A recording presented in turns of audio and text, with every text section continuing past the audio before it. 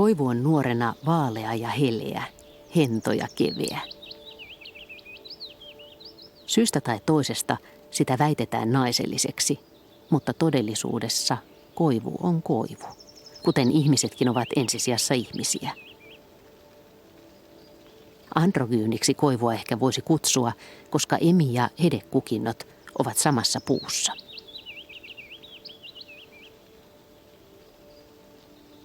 Koivu on sitkeä. Sen oksat kestävät kiipeilijän ja puun valkea kylki on sileä ja lämmin.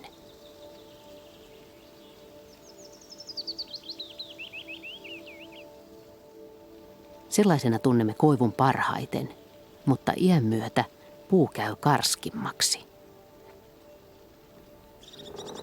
Sievä kuori tummuu ja rutistuu, kunnes puuta peittää musta, paksulohkoinen kaarna kuin lohikäärmeen suomupeite.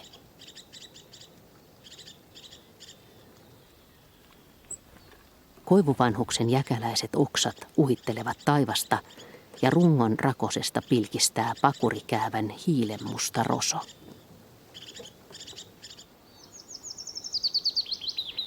Vuosisadan nähnyt jättiläinen ei siitä heti hätkähdä, tuhahtelee vain tuulessa ja sylkee keväällä oksankärjistä mahlaa. Jos vanha koivu olisi ihminen, se päästäisi ärräpäitä. Ja silti, joka vuosi koivu kuin koivu lauhtuu ja kantaa tuokion vaaleanvihreitä hiirenkorvia kuin nuoruusmuistoja, joista aurinko kuultaa läpi. Nopeasti lehdet kuitenkin tummuvat ja keskittyvät työhönsä, puhkuvat happea kesän ajan ja heittyvät sitten unohdukseen.